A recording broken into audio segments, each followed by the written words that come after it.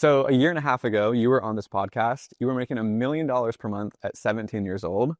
Now, a year and a half later, where are you at? As an 18-year-old, I sold my company, CaliAI, to MyFitnessPal. What was your revenue when you guys sold? We had just finished 2025, having done $30 million in that year. $30 million a year. So how much did you guys sell for? I can't reveal that. Okay. But people can do the math. If you're in the software world, $30 million ARR. That's what we did in 2025. That was the revenue for the year. You guys probably touched close to 50 recently, yeah? In January, we did 5.7 million in revenue. So the run rate was over 50. Wow.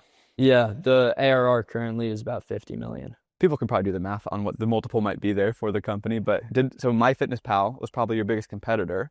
Yeah. And they decided to acquire. Did they reach out to you guys, or why did you guys decide to sell? It was a little bit of a back and forth, actually. We were talking to them for a while just because we're so close in the space. And we built up the relationship over time and then decided it just made sense that combining the companies and resources would help us make the biggest impact, because we are really mission driven as a company. We want to help the greatest number of people as possible. And we thought that was the best way to do so on both sides. It made sense. Okay, so you guys are like joining forces. Are you still going to work together are you still going to be working on CaliAI, or have you decided to leave? What's your plan? So CaliAI and MyFitnessPal are going to remain separate apps. And I am currently helping the company. I want this to be a really smooth transition. I'm still working at CaliAI, and I want to make sure that it's going to endure and the brand is going to really last very long. Even past me being there. But I definitely am always coming up with tons of new ideas. So I am definitely going to start something new in time. So you have a transition period, basically. Yeah. Can you talk about, was it a cash deal, stock deal, anything like that, or no? Yeah, I don't think we could reveal. I don't think I could reveal. Okay, it's fair. I will say they bought 100% of the company. Okay, so they bought 100% of the company. They own it now. Okay, great. So it's not like a partnership, joint venture. They own 100%. They own CaliAI. Okay, wow. That is so cool, dude.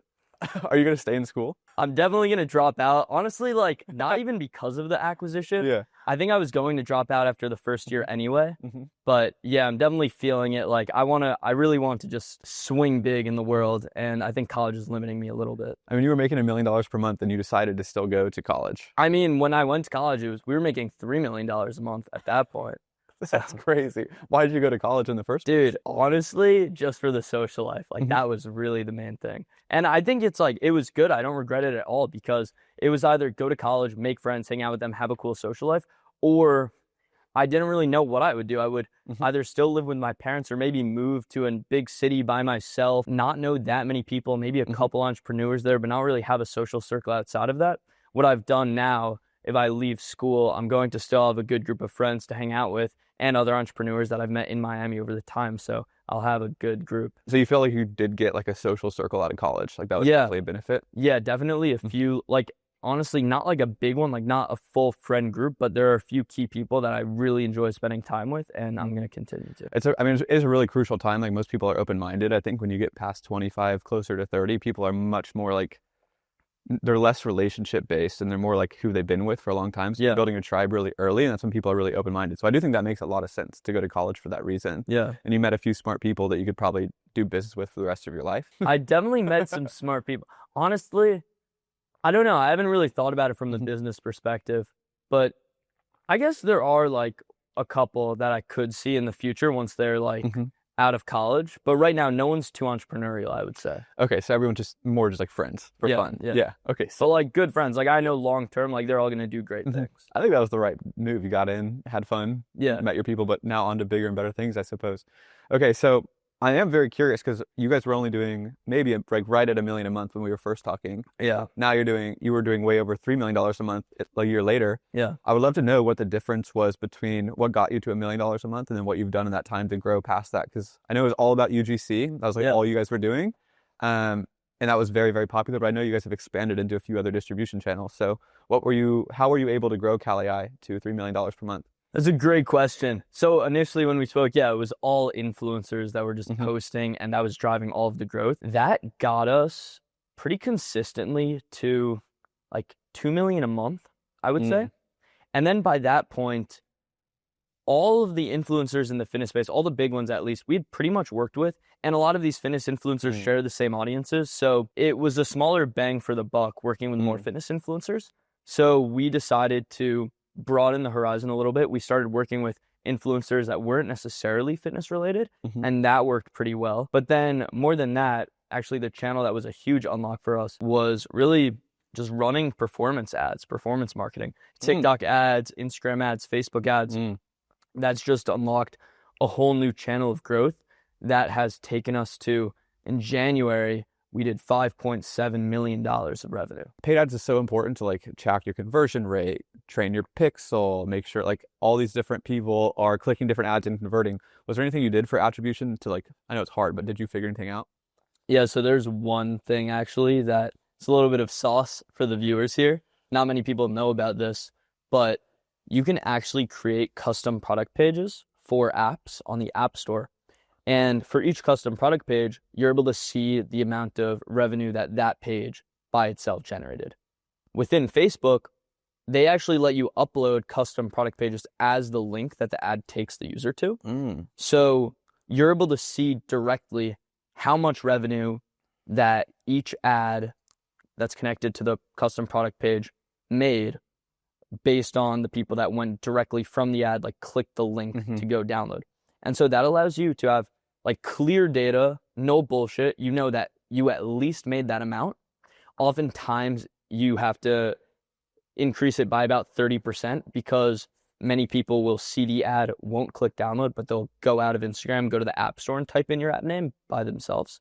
So you have to account for that, but that's how to know like, okay, you're making at least this amount and have very clear data. And that will work early on very well. But when you have a lot of ads, then you can't, like, it's hard to manage so many custom product pages. Are you trying to test copy on those product pages, or it's literally just conversion for like ad to landing page, ad to landing page? Well, this is mostly for knowing like, okay, let's say you've run influencers for, let's say you started with influencer marketing. And so now you're running paid ads. If you run paid ads by itself, then you know like, okay, this is my only channel. So any revenue is from that. So you know if your revenue is more than whatever you spent on paid ads that day, then your paid ads were profitable. Let's say you're running influencers and paid ads and your influencers is at a pretty big scale. You can't attribute all your revenue to one or the other. So that's when it's tricky. Like, okay, how much of the revenue today was from influencer spend versus paid ad spend? And that's where if you put all your paid ads under a custom product page, you could see like, okay, this amount was. Gotcha. So you're splitting, like if people search Cal AI organically, they're going to hit the main page. Yeah. But then you're making a sub page that you're going to link directly for all paid traffic. Yes. So you can see the direct link conversions. Correct. And separate that. Wow, I did not know that. Yeah, it's very really helpful. Very handy. If you're building a software or a web app, you should use WAP to set up your subscriptions. WAP makes it extremely easy to install our payments infrastructure into your app. All you need to do is create an account, go to your dashboard, copy this prompt, and put it into Cursor or Claude Code, and your payments are set up instantly.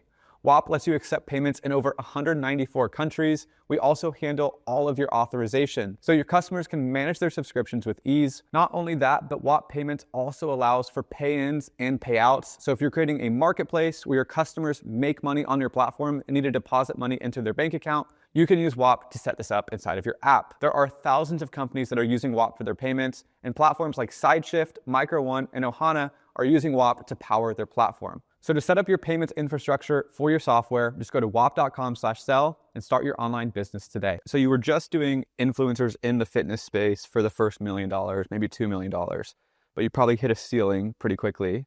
And then you said you broadened out your influencer pool. What was it like doing an influencer deal with Mr. Beast? Oh, that was great. That was really fun. I flew out to Greenville, North Carolina to meet him and shoot it with him. I was even in the video, which was sick.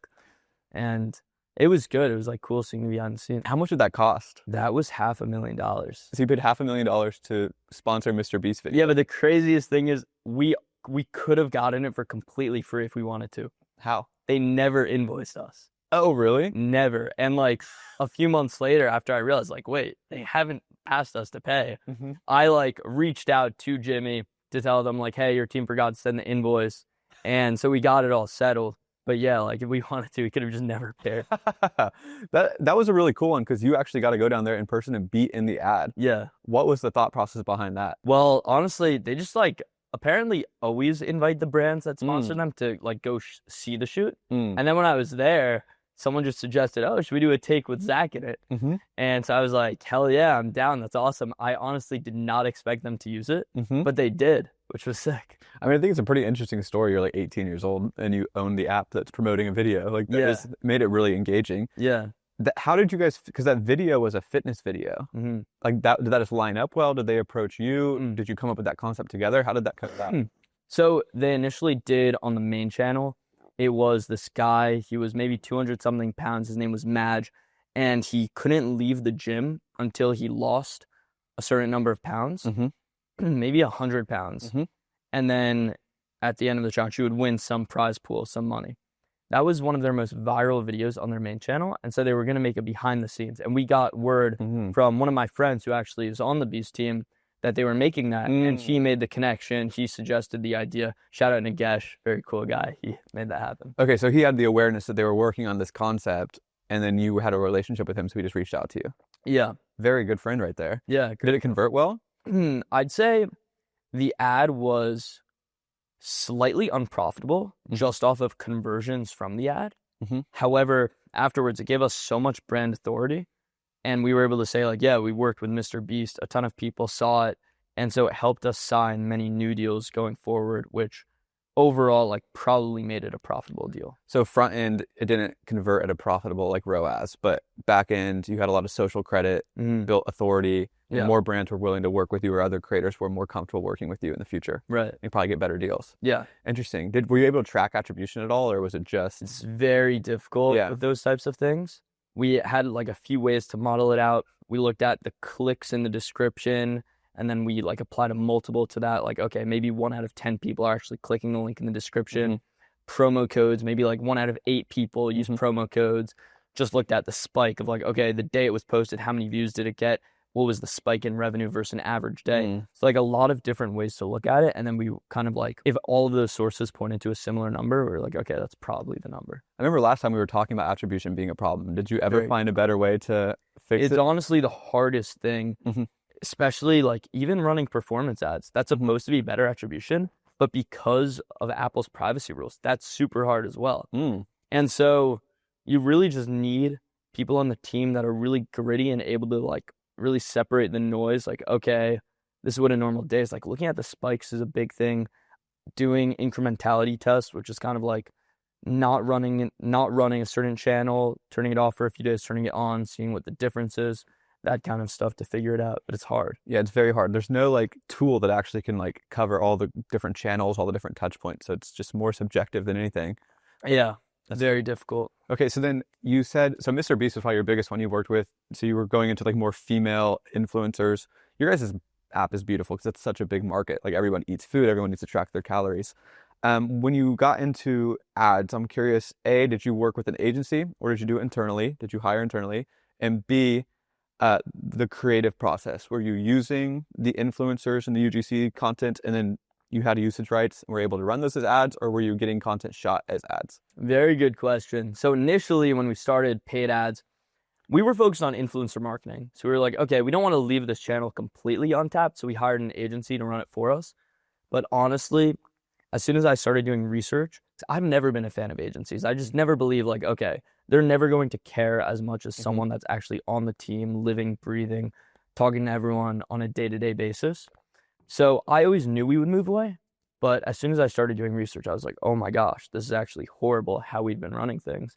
And so I started running it myself, then brought in someone else to do it. We like went through a few people, but then finally got a really solid team in place to run the ads.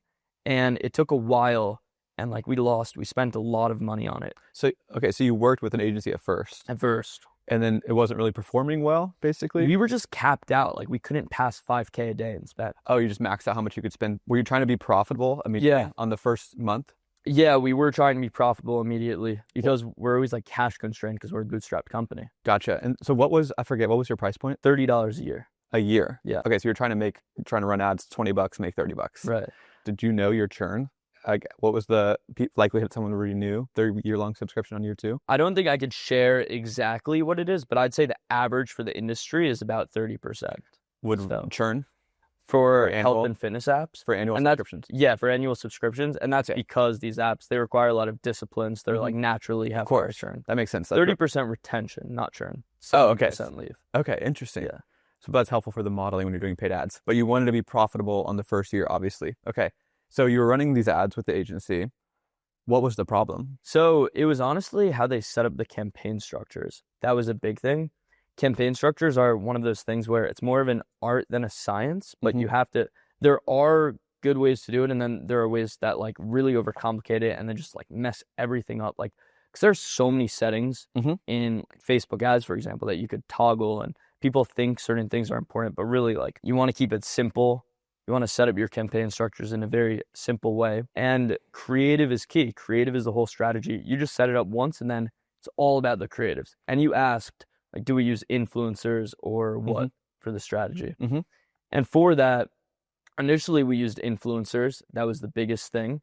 But then very quickly we realized that, okay, these influencer videos, they work really well for short form organic reach, but the ad placement wasn't strong enough. We've always optimized for subtle ads in the influencer videos so that they don't brick the engagement. And so it was really when we started to build out an in-house creator team, or not really like full-time in-house, but affiliate model of creators that would make videos exclusively to be run as ads, that we really saw good performance and scaled. Interesting. I want to get really specific in ads. I'll nerd out if that's all right. What was the campaign structure? Like, were you running CBO campaigns? What was the problem that they were doing? What did they over-index on? This is gonna be a really nerdy part, but no, I don't want to. If you got into it, things.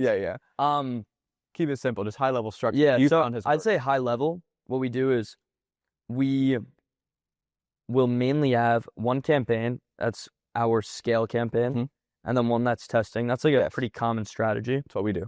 And I believe in our scaling campaign, it is actually CBO. And then are you doing any sort of interest group targeting, lookalike audiences? Yeah, we don't do any of that. Okay. We really believe that the algorithm is just so good at this point that you target with creative. So even if you want to do retargeting, like showing an ad to someone who already saw a previous ad, instead of tweaking any settings on Facebook, saying like, okay, I only show this to someone that saw this ad, just in the creative, we'll say, you've probably seen our ads before. This is XYZ, and that works. Interesting. So you have the brand awareness and you're knowing they are already aware of what you are, and this is really just more of like a informational or objection handling ad.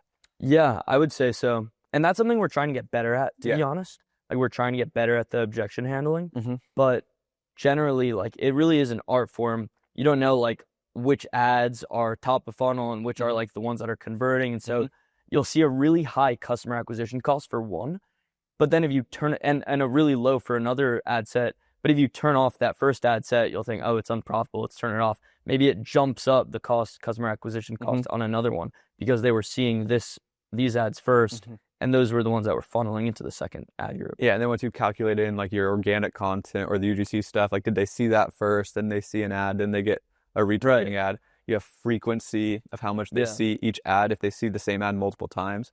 A good media buyer, that's like what their skill set is. It's not necessarily about setting up the ads.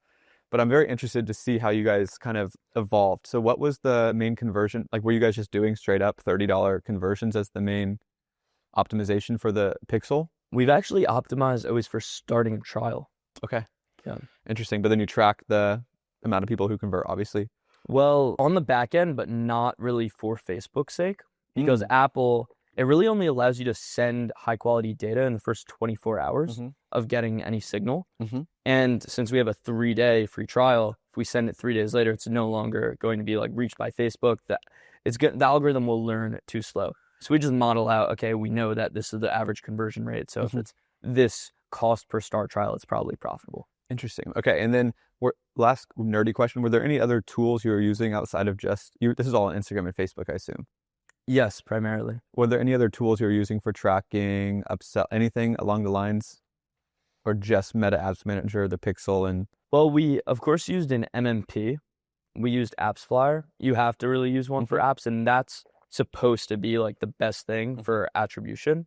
And it's supposed to give you clear data, but it never really does. There's a ton of drop-off. So one of the guys in our team, he's like always modeling out his predictions of like how much he thinks we actually made from certain things. Gotcha. Okay, and then I guess the last thing I want to do, creative is everything for paid ads. What was the difference between your UGC and your influencer content formats versus your paid ads content formats? So the influencer videos, the reason they didn't work is because it would be like a 3-second clip using the app in a 30-second video. It'd be like my morning routine, okay, face mask, breakfast, scan food, go to the gym, go on a run. And we would be a small part. And it would work, but like that got us maybe to 10K a day in spend. We couldn't really scale more, maybe 15. Then once we started making actual videos where the whole video is dedicated to, okay, this is an app I've been using recently where it lets me track my calories super easily throughout my day. All I do is take a picture. It's like directly selling the app, directly straight to the point in like 5 seconds and less of like even the whole length of the video. Those really started doing well. And that's how we broke. Like I think we're doing like 40K a day. So the influencers that had a following, they would make more like story-based content going through their day where the app was like a subtly part of it. And since people cared about the person, they were more likely to follow the story. And since the app was subtle, they actually were like, oh, that looked cool, let me try it. You didn't need to like sell the app. But in paid ads, you think it's because it says like paid promotion, like people like are aware that it's an ad and they're just like, they just want the direct information? I don't think it's necessarily that, because Instagram, even now, like they kind of hide the paid. It's very subtle, yeah. It takes like a few seconds before the like download button pops up. So like the hook can make them think it's organic. I think it's really the fact that it's just directly selling, and the algorithms are good at knowing who to target. And so like if you could go to your ideal customer that already has the need for your product, you don't really need to do much selling. You could kind of just be like, here's a solution to your problem. They're going to buy it. So I think that's what's really going on. Yeah, that makes sense. So you just got more direct response ads that were just more structured, and here's the app, here's the benefit. If you have this problem, this is the solution, basically. Right. Just very formulaic direct response copywriting. Kind of. I would say most of our videos actually aren't even people talking, like the creatives that are winning.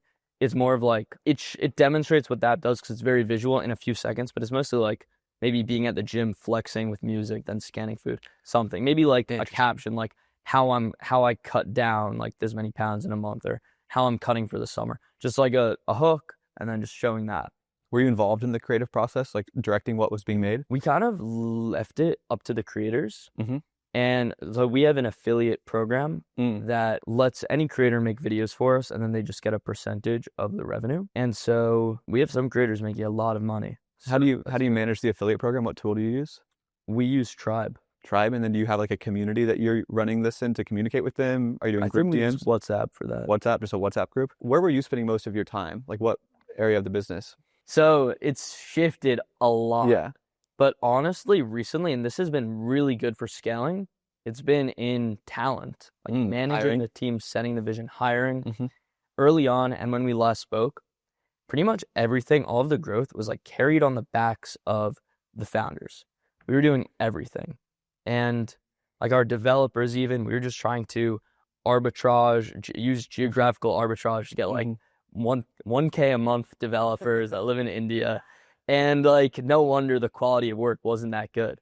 As soon as we started investing in real talent, that's when like the company just started growing on its own. I didn't even need to do or say anything. And people are coming up with actually good ideas that like actually move the needle on the company. So bringing on certain people to the team has been crucial. And that's where in the last few months, most recently, I've spent most of my time is just finding these guys that will bring on new ideas that we haven't had before, experience from other companies.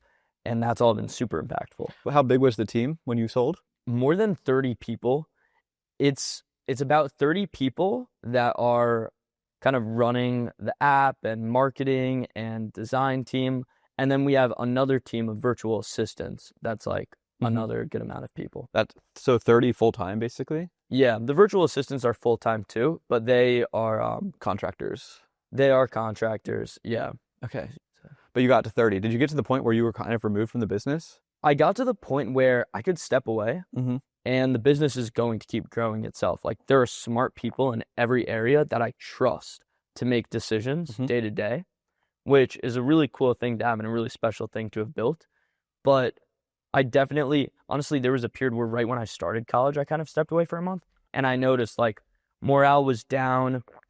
The numbers started going down or like stagnating a little bit. And then I came back and they started doing good again. And I just realized the power of just having like someone that's setting the vision and constantly reminding people like what we're actually doing this for, what are the goals, bring people together, like that's super overlooked and actually extremely important. It's a later stage problem, but it's absolutely the most important part once you have some sort of product market fit and you're growing. Absolutely. Yeah. If you were talking to another app founder and you had to tell them everything you've learned through paid ads, like, and very quickly, like how would you recommend other app founders to approach running paid ads? I would say that if you have friends that are founders, you should talk to them about it. Maybe you should watch content. Like this podcast is a great resource. I would go back and watch that whole section we just discussed. Definitely gave away a lot of sauce on that. It's difficult to get started because it's a very complex tool and there aren't many guides. And also the alpha of like, okay, the strategies you actually want to use are constantly changing. The algorithm on Facebook is constantly changing. 5 years ago, lookalike audiences were the entire name of the game. Now it's all about creative and properly setting up the accounts from the start and looking at frequencies of everything like you were mentioning. And so you should learn, I believe, 80%. Like it's kind of the Pareto principle. Actually, learn the 20% that accounts for 80%. And so talk to people, look at content online. There's a lot of free content. And you have to experiment too. So you're going to have to spend money, like maybe $50 to $100 a day on just running ads to experiment and learn kind of how these structures work. But if you could learn the 20% that accounts for 80%, you know enough to hire someone that actually knows all of his shit and can run it for you, run it for the whole company. So that's the route I would generally take, is learning enough to make a good hire. Okay, interesting. Yeah, I think that there it's really just like how you need a lot of creatives because the way they play into each other. It's hard to like understand, but you just gotta like do it like iteration. And Andromeda is so good at serving these ads to people, and they're finding combinations of like, if I show them this ad first, then this ad second, they buy. And so it's hard to like read that just from the numbers, but you know it's happening. And did really you say Andromeda? Yeah. Is that a company? That's the name of the newest update. Oh, the really? Facebook Meta, the algorithm. It's called the Andromeda update. Oh, interesting. First, you started with UGC and influencers in the fitness space. Then you broadened out to the big creators, female influencers, Mr. Beast, you name it, as big as you could get. Then you tried Meta ads with an agency. They were just using those influencers' videos, just putting them in the ad library. Wasn't very effective. You turned the ads in-house, went a little bit more direct response. So instead of less subtle, a little more about the app itself. And that's how you were able to scale as the pixel learned. You made more creatives. And that got you to $3 million a month. You also had an affiliate program. Well, that's what got us to $5.7 million a month. Okay, even better. Yeah. So that's all you needed to do, really, was just crack paid ads and then have an affiliate program. Yeah. The combination was definitely huge. But like paid ads alone wouldn't have gotten us there. Like having, first of all, the influencers, like that definitely accounts for a few million every month. And that didn't stop. Yeah, that it didn't just die down. We're still doing that. But then on top of that, now we have paid ads that's doing really well. And a few other channels that are smart that like all together, the mix is good. And now we have renewals coming in since we're a year later. We have the fact that we were so big with influencers before running paid ads certainly helped us because we already had the awareness. And now we're doing like kind of direct response targeting for our ads. So people that have seen us all over social media, finally, it's like, okay, time to buy. And so like all these factors played together and definitely helped. I say that all the time. The best way to get your ads to perform better is to invest more in organic brand awareness and more ads. Like you're building up like millions and millions of eyeballs and goodwill. And that can just be more like brand awareness and like brand building, and then paid ads where you liquidate. Right. You get the actual sell and you just go straight for like the kill shot with people who are warmed up. Yeah. So they play in together really well. But it's just incredible you guys were able to scale to $5.7 million a month with really just those two dynamics working. Yeah. So I'm assuming MyFitnessPal saw upside and opportunity. I guess I really want to know like how because you kind of, when you sell a company, I'm imagining, did you have to like sell it? Like, did you have to say, hey, these are opportunities where I think you guys can take it from here? Or was it just like a no-brainer combo since they were the biggest player in the space? It made a lot of sense to combine forces.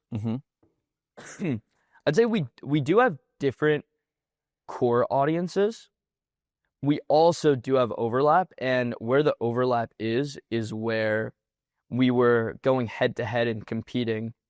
And we have a shared goal. The shared goal is just help as many people as possible become healthier, lose weight or gain weight, whatever their fitness goal is. And so coming together was the best way to achieve that. Everything made sense. That's really cool, bro. The fact that how long has it been from the day you started to selling it? So it's been about a year and a half since launch to sale. which is really cool. A year and a half to 0 to 30 million in ARR. I mean, yeah, but at this point, I guess we're at like 50 million in ARR. Do you have upside? You said you sold 100%. Do you have upside in future growth? I don't have any equity. I would like to get into the actual how you're seeing the world develop. Like, you're choosing to sell now. I don't know how strategic or intentional that is with like the uncertainty in the world, but like, do you still think that starting an app is like a good idea? Right? Oh, 100%. It's the best time ever to build. It's becoming easier and easier, even if you don't know how to code. I mean, if you asked me the first time we did the podcast, these vibe coding platforms, which were starting to come out, were really bad. Now they're actually great. Like Rourke, I've been playing around a little bit with that. It's actually a great platform. There are a couple others too. And so it's so easy to just put something up. My friend actually that I went to high school with, he built an app on Rourke. It's called Wrestle AI or Fight AI. He released 2, and it's now doing $30,000 a month. And he's also just like a normal kid in college, just very, very hardworking. Didn't know how to code, learned how to market on TikTok organically, and now he's killing it. Like, how do you feel like college kids should do they think they should get a job, or do you think that this is like actually like a really realistic path for a lot of college kids? Yeah, I think they have to decide if entrepreneurship is for them. I think the hardest part about it is there's so much uncertainty. Like, so much of the time you just have no idea what you're doing. Even now, I'd say when I started, when I was at 0, I had no idea. I was completely uncertain. Okay, how do I get from 0 to 1? How do I get from $0 a month to 10K a month? No idea how to do it. I was like just throwing shit at the wall. Nothing was sticking. Then I learned, and now I could do that again. Like, at this point where I am, sure, I learned how to build a company to the scale of Cal AI, where now we're doing 50 million in ARR. But how do I build a company that's going to go from that to $100 million a year? And that's really where the uncertainty is now. And so there's always uncertainty you're dealing with. You just have to learn to live with that, and kind of the job insecurity, all that. You just have to learn to deal with it. And so if you want what comes with it more than the pain of the uncertainty, it's worth it. Otherwise, maybe you should get a normal job. When you were in uncertain times or stuff wasn't working and you were like mentally probably like I guess like going through like a hard, you don't know what to do moment, was there any practice or any sort of like mindset that you've adopted that's helped you gotten through that and to like push through when you're going through a hard moment? I think the best thing has always been that I've had really good co-founders that are super aligned and like-minded. And so anytime that I'm feeling like uncertain about things, and like, they're always great to talk through whatever we're dealing with at the company. And we usually always assess like, okay, what's the maximum downside of this, or what's even the maximum upside? And then we come to like, okay, so you know what, we're gonna make the best decision with what we know. But even if we fuck up, like, we're in this together, and like we'll figure out a way to make it out. I absolutely agree with having a business partner, especially if you're trying to build like a real company and not just like a cash flowing 10K a month business. Were you intentional with your co-founder choices? Like, how did you guys, like, was everyone a different role? Like, what were the roles that people played? Yeah, so very complementary, which was great. One of my co-founders, Henry Langmack, he's the CTO, and we met together at a coding camp when we were 10 years old. So that was awesome. We like knew each other for a while, had built a lot of small projects together, and Cal AI was really the one that took off. Blake Anderson, another co-founder, who's mostly, I'd say, a pretty hands-on advisor / he put some money in with us in the beginning. And he was super helpful for the go-to-market strategies from his previous apps that he's built. He like advised us on how to really run influencer marketing, was the biggest thing, and really helped with the product design early on. And then Jake Castillo, who's our CMO / COO, who ultimately helped put all the systems in place to scale like our influencer marketing strategies and everything super effectively, keeping everything super organized. So all of these skill sets super complementary, and together we were able to build this together. And you were CEO. Yeah. Beautiful. Interesting. So you had the CTO, COO, and the person running the marketing operations. Then you were really the vision. Well, I would say, so the marketing operations, so Blake was like not directly running them. He gave the strategy for advice. And then Jake. Yeah. And then, yeah, it was mostly me and Jake, and then eventually mostly Jake running influencers. Amazing. I think that's something that really a lot of people should understand. Like you cannot just do it with a friend that has the same skill set as you. It's like, if you're partners are extremely important. It's what broke me through my first $1 million was just bringing on a partner who actually knew how to operate and organize, where I could just be ideas and marketing.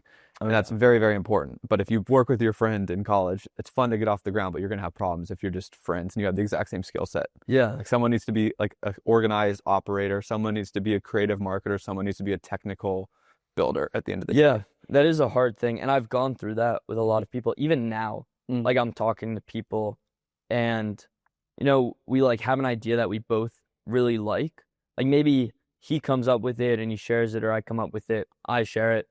And then the thought is like, okay, like I like this person and he thinks this idea is good too. Is it worth doing together? But then I realized like, wow, we have so many overlapping skill sets. I just don't even know what we would split up. And so I think if you have a friend like that and you're just trying to get started, the best thing is probably to work alongside each other. It's very good to be supporting each other and like building together, but it doesn't necessarily need to be on the same thing. So build your own apps just in the same room and like support each other with what you're learning. I would say that's a good idea. Or you could do it together, but you should define who's going to do what. Like maybe one person takes more of a lead on building it, the other takes more of a lead on marketing, but there could still be more overlap. But I think that having an area of decision making and an area, I like to call it the areas of genius, the zones of genius, are important, because you need someone who's like the final decision maker on tech. Like, what programming language are we going to write in? What tech stack should we use? And someone that's making the final decision on, okay, what channel should we spend our marketing money on? Otherwise, you could have a lot of back and forth, which I think just slows things down and can really kill companies. Yeah, so it's like really defining, you're going to make decisions on marketing. I'm going to make decisions on technical stuff. We're going to talk about it and make sure everyone is aware of why we're making the decisions. But at the end of the day, if we disagree, we're going to go with my opinion. Jeff Bezos had a good line. It was like, I disagree, but I commit.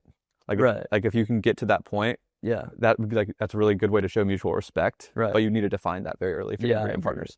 Very cool.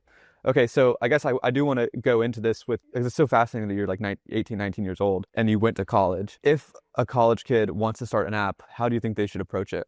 I think building in Claude Code right now is the best way to create a high quality, like the highest quality. The vibe coding tools, if you have no experience, are still good enough to like make an app that's making tens of thousands a month, but they're not as good. So ideally you would go with the best thing, but if you don't want to or can't, then vibe coding is fine.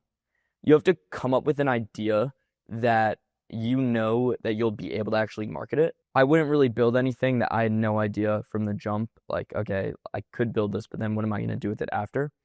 That's kind of a strategy with everything that I worked on. I always knew from the start, as soon as I launched, what marketing strategies I would take. And I mean, you got to come up with a good idea. I've always found that solving a problem in my own life works pretty well, but you could also just talk to more people, and there are just so many ways to come up with ideas. How do you know if something will work from marketing? Did you see other people doing a strategy that was in a different industry and you're like, oh, this idea that format of content could work for this? Were you actually going out and creating content before building the app and seeing if it would get views? Like what was your philosophy be on proving that you can get customers before you build an app? Definitely sometimes it is that I see a format working for another app or another product. And I think like, okay, if that works for this, it could definitely work for me. I mean, at this point, I've definitely seen a lot. So I know I've built the intuition of, okay, this will probably convert well with performance ads. This will probably convert well with influencers. And there are some principles that distinguish the two. I think ultimately, performance ads like running on TikTok, Facebook will always take you the furthest. This is assuming it's a like subscription model or pay up front. If it's something like a social media platform, this advice would be completely different. Like social apps, your growth strategies have to be like very unique for each one. But if you're running a model where you're just trying to make money from each user, then typically the performance ad platforms, just because they have the most number of users on them, will be able to take you the farthest. However, they may not be the most profitable. You may have a higher ROI on a different channel. And so nearly anything can work for performance ads, but you have to decide, like, is there a different channel I should take maybe first? So maybe that's influencers, maybe that's UGC content. Like if you have no money at all to start it, I would just make videos yourself. Like that's the lowest cost way. And it's one of those things where 1 out of 10 videos maybe goes viral, and that like makes you $1,000. I think if you're just starting out, it's really like being self-aware of like, okay, I'm going to create this app that solves this problem, and it's going to solve this problem for this person in this market. These people in this market hang out on this platform, so therefore I need to figure out how to make content for these people on this platform. Research the formats that work. If you're completely broke, make that yourself. Right. Prove it. If you get some revenue, dump that into another UGC creator to give you more leverage, and then figure that out. Then ads will take you from $1 million to 5 million, or from or 10K to 100K, depending on the scale of your app. Right. Was there any thought process of like the visual aspect of Cal AI, of like making the ads easy to like understand quickly? 100%. On the app, I mean, we put Cal AI, the name, on the top of every page. We actually have 2 versions, a version for regular people to use when they download it, and then a version for creators. And the creator version says Cal AI big on every page. It makes it look like they have like a perfect streak of like using the app for like 30 days in a row or whatever it is. So we just make it look really pretty and optimized and like great for an ad. So basically you're saying is like you have an influencer, you know they're going to record their phone. Yeah. And so you made a second version of the app with huge Cal AI logo. Yeah. So if someone was watching the ad, they'd be like, what app is that? And see Cal exactly. AI. Wow. And then you even did like the streak. So like, so it looks like whoever's recording is like an active power. Dude, that's so smart. I did not know that. It's like the McDonald's or Burger King ads where they have like the perfect looking hamburger, it's like know? They like sprayed it and shit. Yeah. And it's like really bright. Yeah. It's not edible. Yeah. But in the ad, that's what they're doing. So it's very similar. Yeah, that's advertising. Yeah, dude, that's smart. And so I guess this is a really weird question, but do you think that a kid that's like marketing focused or like a business student that's creative has more of an advantage, or do you think that the developer that's technical using Claude Code would have more of an advantage if it's just a one-person head-to-head battle? 100% the creative person at this point, because building an app is so easy. It's about having taste of like, okay, I could build this app, but how do I actually design it so it's a very simple and intuitive design? And then how do I make it go viral? How do I get users? If you had a perfect app, but the worst marketing, you would get no downloads.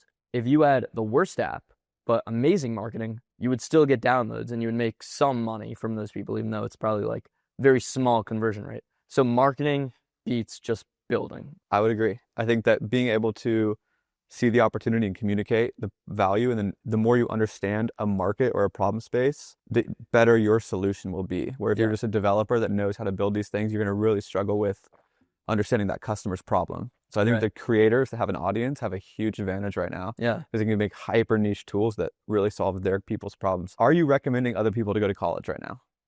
Because you have probably friends in high school still. You have a younger brother. Yeah. Honestly, it took me a little bit to realize this. Like I did go to college for the social life. If I didn't, it would have been more of like a leap of faith. But I've realized there's so many entrepreneurs that are young like me that I've been hanging out with. Like I just came from Miami to New York, and I've been hit up by like 5 people that they're all in New York and they want to do dinners, and like I don't even have enough days. I'm here to see all of them. So like there are enough like-minded people where I wouldn't be just completely on my own and isolated if I didn't build a friend group in college. So it's not necessary. It might take a little bit to build up that group if you don't go to college. But in terms of like educational value, it's good if you want to be maybe a doctor or a lawyer, but if you want to build software or be an entrepreneur, definitely not needed from a like education system. Did you go to business school? I actually was initially enrolled in the business school, and then I switched out of that. To what? I switched to the arts and sciences school, but I'm undecided as my major. Did you go to business classes? I took one business class. If you were talking to a college like president and you were in charge of like what the curriculum should be or how they could adjust to be more well suited to the modern way of life, how would you recommend colleges fix their curriculum to give people your age a better experience? I would say there are a few things that I would immediately change. So first of all, most college curriculums are just not applicable. Maybe they would have been 10 years ago, but the world moves so fast and the curriculum doesn't update as fast. So you leave college and then you're out of date. So I think always making sure, like there should be a guy that's dedicated to just, okay, what are the latest tools? Let's integrate that into the curriculum. Like a CIO, a Chief Innovation Officer of the college. And they should do this in high schools and middle schools too, I believe. And so like bringing Claude Code into the classroom and teaching people how to use it. I also think teaching people how to solve problems from first principles rather than memorization. Like memorization, I think should be completely removed. I think it's useless. Why would you ever need to, like, memorization? I don't think even is something you could really teach. Like maybe it's a skill a little bit, but in the real world, you don't need to memorize all these random facts. You could just have Google out or a notepad with facts. It's more important to learn how to use the information to actually solve different things. So there should be a greater emphasis on the solving rather than memorizing the solutions. And I would also say that AI should be just heavily, heavily integrated in like everything pretty much. But that goes into the CIO part. Yeah, my philosophy, I would say, is like, I was in college, I was starting a business, I was in business school because I wanted to start a business, but like I was just feeling like, when are we actually going to do the thing? It was always just vocabulary, quizzes, equations, and I'm like, okay, I can see how this could be useful to know, but I was so frustrated of like, let me just start a business. So I feel like if they just like encourage people to build an app in one class and then try to get customers, or if there's like a content class where you have to make content as like your grade. Like, that would be perfect. Yeah, like you should. And actually, I will say, so I had kind of a special class at U Miami. So the entrepreneurship class I took, there was a professor. He only was taught for one semester, unfortunately, but he was amazing. He actually sold his company and he walked away with over $100 million from it in secondaries. He actually didn't sell it, but he sold secondaries, $100 million personally, which is incredible. And he took the approach of, okay, everyone, like, we're going to actually come up with an idea here and we're going to create an MVP, and then you guys are going to register your company legally and we're going to do a pitch at the end of the class. So he was taking that approach. I don't think any other teacher is really taking that because he was a successful entrepreneur. He like thinks the same way as us, but unfortunately he's not teaching anymore because the school system's just like, fuck. He probably got ousted for that, you know? Like, and I think it's just like they're too strict, bro. Yeah, politically, they like they're so risk averse that they don't want someone that's going to push the norm. Yeah, but that's directly hurting the kids. I do think they're in a position where they could genuinely help a lot of people if they just got past that. Yeah, like I would love to teach for like you know. I want to be a teacher. Like so bad. Like, strict about who can teach. So many rules. It's very interesting, but I do think that is a great segue into, you are probably the most credible person your age that's using the most modern tools, that's actually in the field, learning the best way to build apps, market them, position them, everything, and now sell it. You've done the end-to-end process. I think you're very qualified to be teaching people, and colleges charge $15,000 to $20,000 a semester to learn information that's 10 years old. But I'm curious what your thoughts are on what happened when you decided to teach people how to build apps. Yeah, so very briefly, we had the App Mafia, and that was like a fun time. So me and a few of my friends who are also entrepreneurs, right before I started college, so in August, we all got this mansion in Miami together. We were filming content. It was so chaotic, dude. So chaotic. We were filming content all day. We were just spending crazy amounts of money on the dumbest things. And we did launch a course that taught people how to build apps for about 3 days until we made it completely free so that anyone can use it and watch it. And it's still live right now. People are always messaging us like, thank you for the content. But yeah, there was like a longer vision, but essentially what we were trying to do, the idea kind of kept shifting, and there was a lot of just misalignment with like everyone's lives were at a little bit of a different point. So pretty quickly, just like that environment, it just became chaotic. And so it eventually like broke off, and we're all friends now, but we did split up and stopped really making content on that. But it was interesting for time. We got a lot of controversy and hate. I was a very big fan of what you guys were doing. I think you guys did bring together like a really cool team. Like the Quitter guys, incredible success, really good at marketing as well, really good at app design as well, like UX onboarding. You guys very like pretty much pioneered the UGC space, you and Blake. And you guys have a very successful like scaling system. And then Hunter was very good at building like viral loops and organic PLG. And so you guys had like your course is extremely valuable. Like I watched almost all of it and I'm like, this is like the most up to date, exactly what you need to do, what's working, what's not course I've ever seen. So I was so impressed with that and very happy you did that, because I think knowledge is the one thing in the world that's proven to help people's lives. Yeah. And so I think what you guys were doing was like a net positive thing into the world. But I definitely think that like chaotic energy, probably internally, of why are we doing this, wasn't probably very clear. I always thought you guys were going to try to like educate kids and then invest in their companies to make it like a private equity play. Yeah, there were so many ideas. That was one of them. Mhm. I mean, the whole goal was just helping people, empowering more people, helping them, and educating. And we did a lot of that. Like, so many people have said that the course specifically has allowed them to reach a 10K a month business, which is beautiful. And the fact that we're just letting them have it completely for free is great. And so really happy about that, super net positive. But we had a community too attached to it, which we charged for.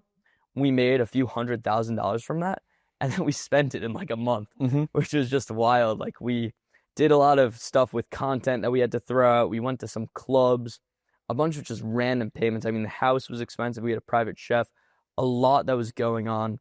And so it wasn't super sustainable. I understand why you charge for the course to fund, like the thought process, you charge for the course to fund media, to grow your personal brands and get more people to know who you are so you can help more people.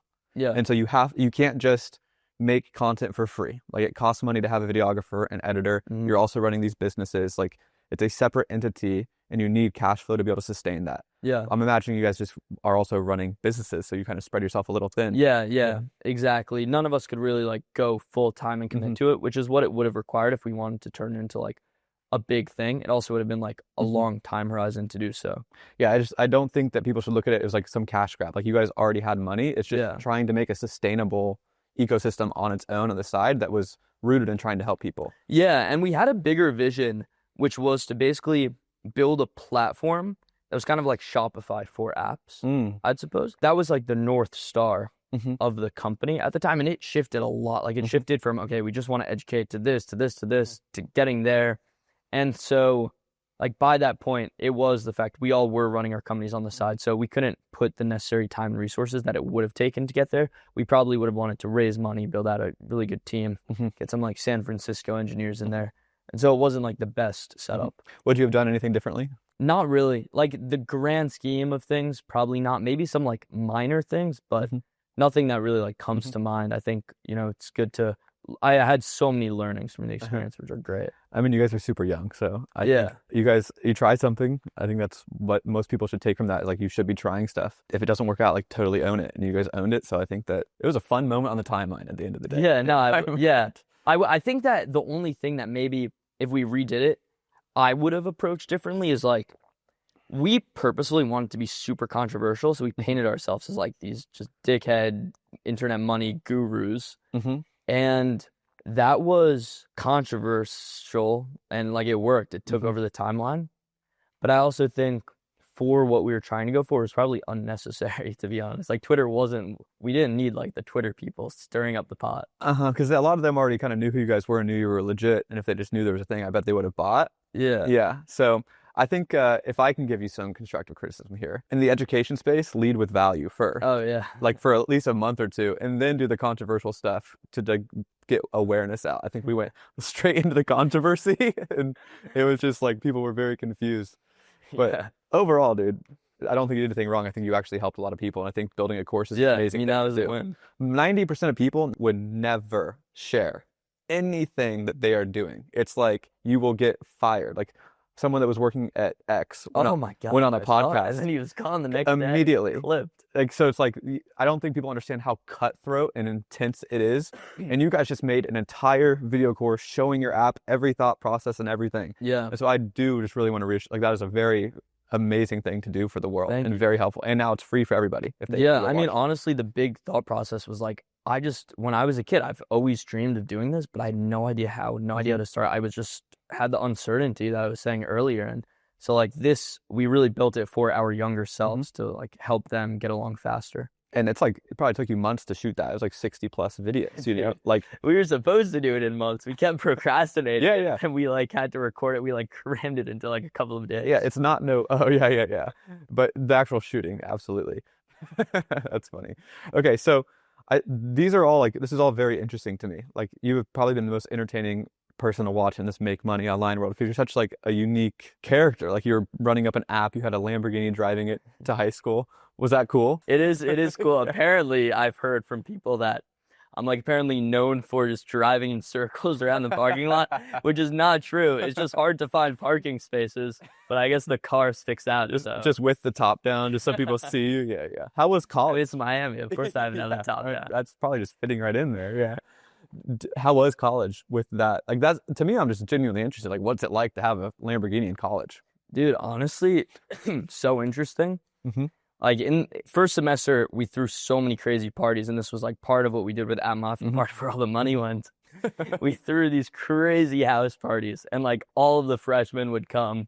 It was so much fun, such great memories, and I feel like I got all of the partying I needed for like all my years of college, just like in that short period. So like that's why I'm kind of like not worried about dropping out because I just had such a short, such a fun time just packed into a really short duration, which was great.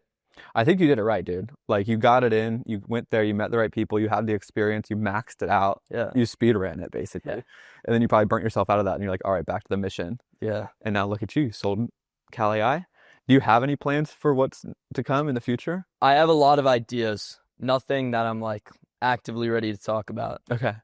I do think that this is a good time for you to probably like reset, think about it, because I'm sure you're trying to go for a big one after this, yeah? Yeah, the next one would probably be shooting for $1 billion. I think that's very possible, dude. If I could invest in you, I would invest in you as a person, just whatever venture you have, I would. Thank you. I wonder if that'll ever be a thing. I mean, there was like, believe for a second was that. Yeah, I think that was more like influencer, like social it clout. turned into that, yeah. Yeah, yeah. Very interesting, though. Is there anything else that you think that we should go into? I think everything I've observed, these are all the things, all the questions I've had because I've been paying attention to what you've been doing. I respect you a lot. I think you're an amazing and talented person and you do good in the world. So anything else you think that we should cover? Is there anything about the Cali I journey I didn't ask about that you think would be interesting? I mean, nothing immediately that comes to mind, to be honest. I'll ask like if I have like a few more random questions that aren't related just to see if this is something that you think about. Okay. Have you done any sort of like, this is going to sound woo-woo, but like spirituality, visualization, manifestation? Like, do you have any sort of belief system there? Because it's not common for an 18-year-old to find success so quickly. And so I'm imagining that you've had some sort of like default belief system instilled in you to make you believe you can do this, to go through uncertainty and actually set a goal and make it real. It's a very good question. Very interesting. So I know a lot of people, like these gurus online, these millionaires, a lot of them talk about like meditation and journaling. Mm-hmm. And what's actually funny and interesting is I did that a few months before starting Cali I. I was journaling every night. I was trying to meditate. Never really got into a group, but I was like actively like meditating, like maybe weekly. And then I stopped all of that. And then a couple months later, I started Cali I, not doing any of that. And it was really successful. So like, I don't think that kind of like morning routine type stuff ever really had an impact. I would say though, there are a couple of things that like mottos I kept repeating over and over in my head throughout the journey that 100% took it way faster than it should have been. Versus speed for everything. Every fucking thing we did, speed was the key. Speed was key. Every employee, I would always tell them like on the first call with them, like speed is our number one motto here. It's our number one core value. We need everything to move extremely quickly. You should never be the bottleneck for anything. If you are, that's going to be an issue. I would always be super clear about that. And if I'm on a call with someone and they're like, yeah, we're waiting on this guy to, we're waiting on Frank. There's no one at the company named Frank, but we're waiting on Frank to do this before we could move forward. I'm like, okay, why are we waiting? Let's get Frank in the call right now. Get him in. Frank, why isn't this done?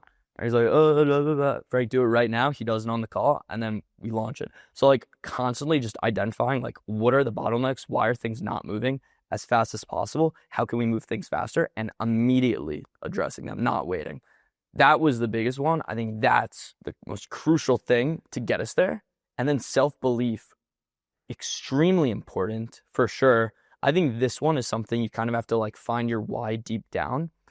I've always, maybe it's like the small wins from my childhood, but pretty much anything I've set my mind to, I've always accomplished. So like there was a hackathon I did when I was like 12 years old. And I was like the youngest one there with one of my friends from school as well, from elementary school. And we won the hackathon against like high schoolers and older. And that was like sick for us. And I guess those small wins made me just have this immense self-belief from a young age that I really could do anything. And so that's stuck with me. I think you have to dig deep to find that. But I think like even if you don't have proof, you should just prove to yourself. Like kind of the motto or a belief that I've had is I can always execute. So if someone gives me a roadmap, if I don't have a roadmap, that's one thing. But if someone shows me like, okay, this is how something's done, I believe I could always take that and always execute it. Like it may take time, but eventually I'll get it flawlessly. Like everyone says Cal AI, it's a great design. That wasn't an accident. Like I just, until it was the standard of excellence that I demanded of myself and of our team, I wouldn't stop iterating on it more. We have to make it better.